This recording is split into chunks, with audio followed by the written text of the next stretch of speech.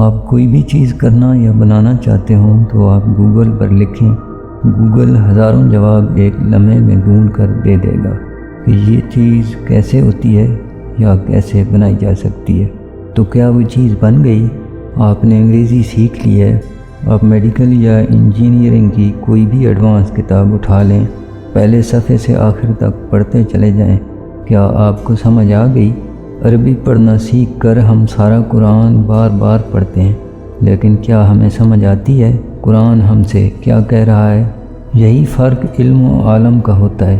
عالم وہ ہوتا ہے جو وہ چیز کر کے یا بنا کر دکھا سکے جو گوگل بتا رہا ہو، وہ جو میڈیکل یا انجینئرنگ کی کتاب سے کسی پیچیدہ مشین یا کسی بیمار کی بیماری کا علاج کر سکے۔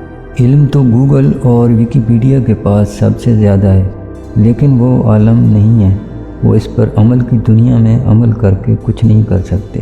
عالم ہمیشہ عمل والا ہوتا ہے۔ قرآن پڑھنا علم ہے، اس پر اپنی زندگی استوار کرنے والا عالم ہے۔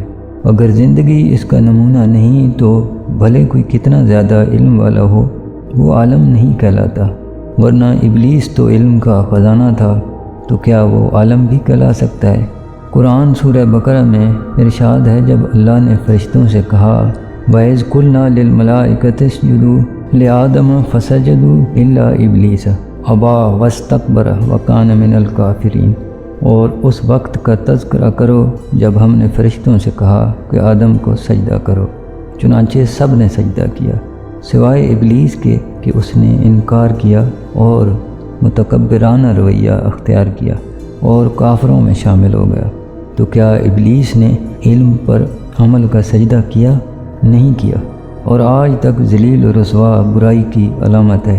ہم آج کے مسلمان بھی اسی لیے رسوا ہو رہے ہیں کہ دعویٰ تو ہمیں علم کا ہے، لیکن یہ علم ہمارے عمل کا حصہ نہیں بن پا رہا۔